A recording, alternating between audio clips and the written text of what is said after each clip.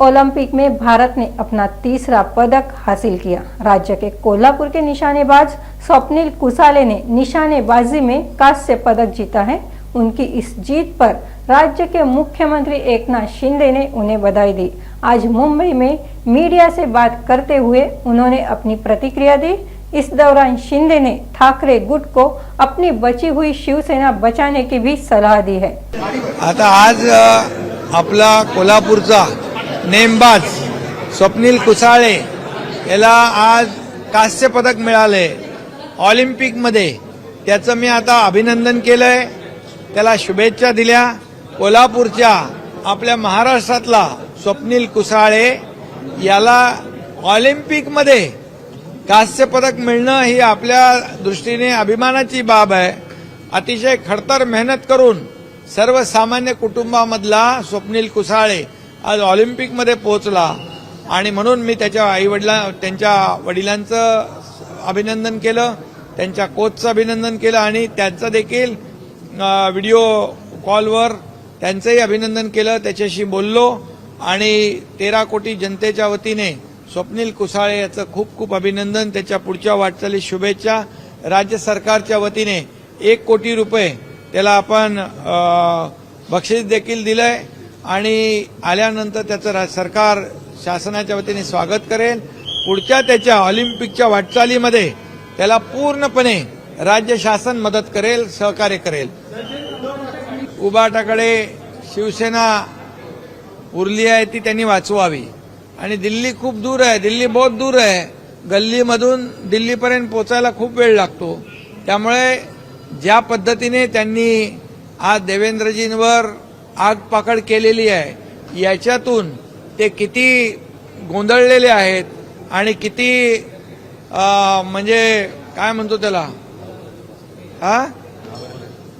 किती म्हणजे मनामधून जे सरकार काम करतंय, आज राज्य सरकार जे विकास करतंय, विकास प्रकल्प पुढे नेतंय, कल्याणकारी योजना करते, त्यामुळे हे सर्व विरोधक गोंधळलेले आहेत। विरोधकांच्या पायाखालची वाळू सरकलेली आहे।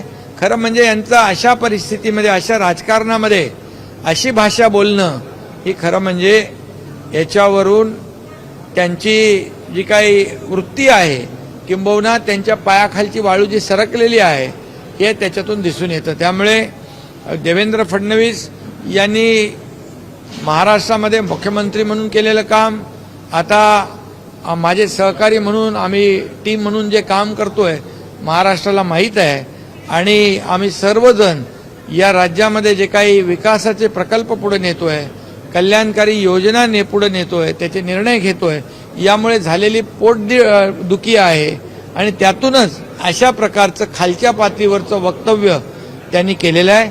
पहिलं तर त्यांनी स्वतःचा पक्ष वाचवावा, नंतर दिल्ली गाठावी। हे खरं म्हणजे एक प्रकारची वैचारिक दिवाळखोरी आहे।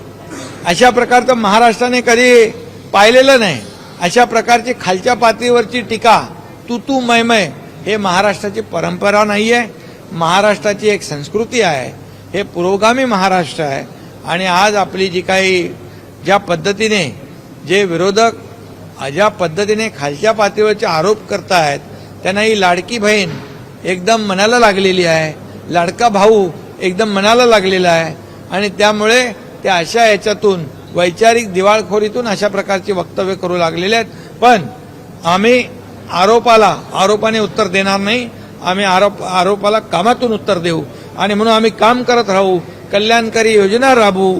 त्यांना जे चिंता आहे की योजना म्हणजे जे फेक नरेटिव्ह करतायत की योजना फसव्या आहेत, त्यांना आमच्या बहिणींच्या खात्यामध्ये जेव्हा रक्षाबंधनच्या अगोदर 2 इन्स्टॉलमेंट जातील तेव्हा त्यांचे डोळे पांढरे होतील आणि म्हणून माझ्या बहिणींना देखील माझं सांगणं आहे, मी नेहमी सांगतो की या सावत्र भावांपासून सावध राहा।